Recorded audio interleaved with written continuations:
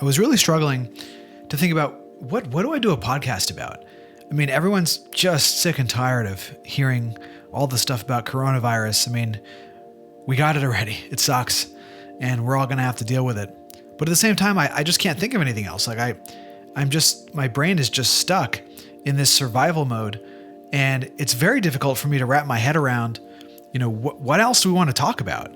We want to talk about the shoulder, the knee, the hip. Do we want to talk about marketing, sales, funnels? Is any of that top of mind right now? Or are we just trying to get through? So I thought I'd talk about how our business is surviving. What are the tricks that we are using right now to make sure that we still have an income?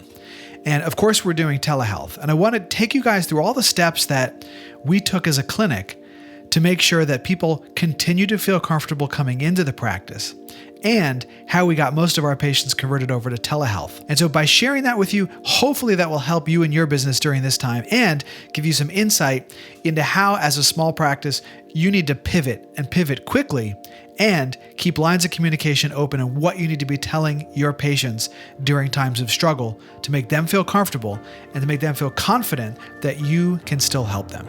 That's coming up on today's PHYSIOMission podcast. Hello and welcome to the PHYSIOMission podcast. I'm your host, Dr. Jared Cooper. This podcast is dedicated to helping young, aspiring physical therapists navigate the muddy waters of what has now become our profession. I want to help you maximize your impact, your income, and your freedom. Throughout this podcast, I'll be interviewing mentors, clinical gurus, and successful business owners who have paved the way and shown us how it's done. Along the way, I'll also be sharing with you some secrets to my own success and how I started a private practice from scratch, developed an amazing team, and built and grew it to a 7-figure business. So without further ado, let our mission begin. So the first thing that we did, and probably the most important thing, is that we knew that our patients needed to hear from us very quickly. And this sort of comes down to this idea that patients are just going to assume that you're going to fail. I mean, I know that sounds kind of crazy, but when all of this goes down and everybody else around them is crumbling and all these practices are closing and all these businesses are shutting their doors for now, they just assume that you're in the same bucket as everybody else. And if you're not, then you have to tell them right away. And that's the first step that we did. We basically got right on and we sent out an email blast. We've got about 200 active patients at any given moment and about 2,000 on our list. And we went first to the active patients, the ones that have appointments or have been coming in over the past couple of months. And we basically told them, look, we're still here, we're still open, and these are the steps that we're taking to make sure that you are safe. And so some of the steps that we took obviously are we provide hand sanitizer. We segregated the patients so that half the patients are downstairs and half are upstairs to minimize, patient-to-patient interaction, social distancing. We ordered masks. We did everything we possibly could. And we ordered gloves so that patients could literally put on masks and gloves when they're in the clinic. So we did everything we possibly could to make the patients feel confident and comfortable. And we got a lot of feedback from patients almost immediately, thanking us for communicating to them. And they would even tell us, they would complain and say, listen, a lot of other businesses, they're not talking to us about what they're doing and what's going on. So we just assume that they're closed. Because if they don't hear from you, they just assume you're closed. So the first thing we did was we got right on the horn and we communicated to all of our patients that we were still open. That was number one. Second, we communicated to them every single change that we made in the practice to keep them safe, to make them feel comfortable. We didn't, and this is an important point.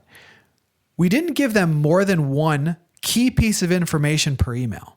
So if the email was about how we were keeping the practice clean, it didn't also include the fact that we were converting to telehealth. Because the moment you include more than one message in an email, the email gets longer and more wordy and then nobody wants to read it. So that's number one, is we communicated right away. Number two is we made them feel safe. Number three is we made sure that they got one key piece of information per email, per communication. The next thing is that I shot videos, and this is really key. So what I did was I just set up my iPhone, shot a really simple video, not produced or anything like that, talking directly to my patients and letting them know everything's going to be okay, that they can still get their therapy, and that we are here to help them in whatever way that we possibly can. It was a very personal message. And I shot a couple of those on video, and then we did it where we put it on our website. But if you don't have the ability to put video on your website, it's fine. Just stick them up on YouTube and then share the YouTube link or the Facebook link inside of your email. And we actually took a screenshot of the video and embedded that in the email as well with a little play button on it to encourage people to actually click and watch the video. So the video is very important because it gives people, again, that interpersonal connection with you so that they know that you're okay and that they know that you care that they're okay. Number 4, we had to communicate what telephysio or telehealth was and the benefits.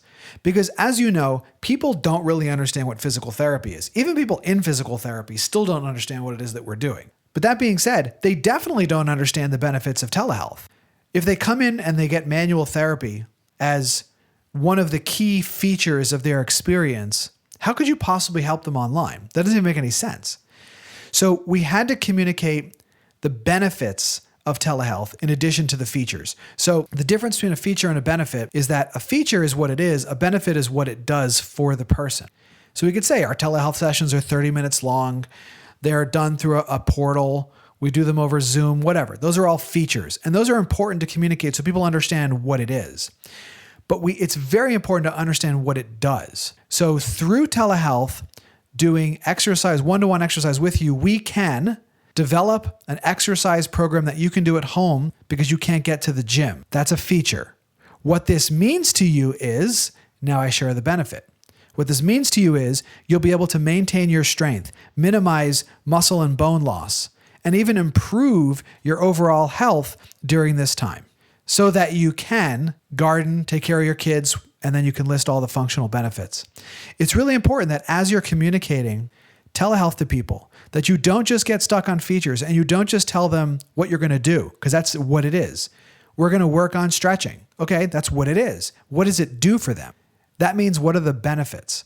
And if you can communicate the benefits of telehealth over the features, they understand a little bit better why they need to get on a call with you or get on a Zoom call with you and actually continue with their therapy. Number 5, getting new patients during this time has been exceedingly difficult. I don't know how you guys are doing it if you are, but getting new patient phone calls is tough.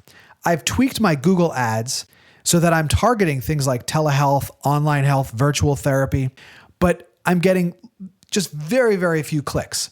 I got a few hits on telehealth. I mean, people are actually searching for that, but I've been tweaking the ads and it's very difficult to get people to convert through search because nobody's looking for online physical therapy right now because they don't even know it exists. So the search doesn't work. Facebook ads I haven't tried yet for telehealth, but I have a feeling we're going to run into a little bit of the same problem. I think the next thing I'm going to do is reach out into the groups, like the groups in my neighborhood groups, my town groups, and just start to educate people there about what they can do. But we haven't done that yet. What we've been primarily focusing on is leveraging our list. So if you've been in business for a couple of years and you've got a list of patients or prospects or past patients, it's all about engaging those guys and leveraging the people that have already come to you at some point in time, letting them know that now is a great time to get on your schedule. You have the openings, you have the time, you have the dedication to help them. So what we've been doing is I've been shooting sort of like helpful tip videos. We're calling them COVID fitness, basically. It's like, here is an exercise that you can do at home right now to keep yourself feeling good during this time. And the story that I'm telling them is this idea that everybody thinks that, okay, during this time I'll get out and I'll walk and that's going to take care of my fitness. The problem is that's only one component of fitness. That'll help with you with your cardiovascular, maybe build a little leg bone, a little leg muscle, but you need to do strength training, you need flexibility, and you need balance. You need some other things, but those are the 4 big ones, right? Cardio, strength, flexibility, and balance. So I wrote an email and I shot a video explaining this and I sent that out. And in that video, I also taught them how to do a push-up. And I said, listen, a lot more exercises are going to come. We're going to be sending these out every single week to help you guys stay fit and healthy. And at the bottom of that email, every single one. And by the way, if you've got any aches or pains or you want a customized personalized fitness program, click reply to this email and we'll get you set up. And so every single email that I'm sending out, there's this little call to action at the bottom to get in touch with us so that they can understand, look, if I can teach you how to do this exercise properly in a video, then guess what? I can do even better if we get on a live video call, right? So the idea is I'm just trying to provide value for them, value, because the more value I can deliver, even though they know who I am, they know my clinic, but they forgot. It's been a while. So providing them value and then a call to action.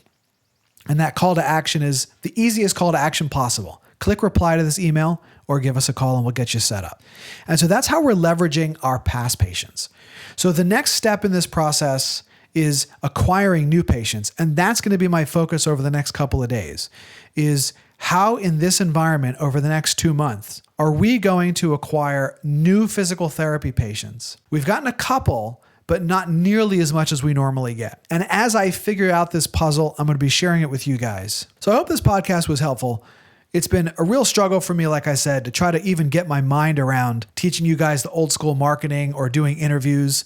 We've had to really postpone some of this stuff. My full-time podcast editor's on furlough right now, so it has been an extreme challenge to continue to produce awesome, valuable content. But I am dedicated to making sure that this stuff gets out to you guys, and I want to share what's working for me, and I hope that that can help you in your practice to make sure that you get through this, you survive, and in the end, you come out on top. So, signing off for today. I wish you guys best of luck. Stay healthy. Thank you so much for listening to the PHYSIOMission podcast. If you haven't done so already, head over to PHYSIOSecrets.com and get your first masterclass for free. If you like this episode, please leave us a review on iTunes. Let us know how we're doing. This is Dr. Cooper signing off. Until next time, fuel your passion, believe in your mission, and let nothing stand in your way.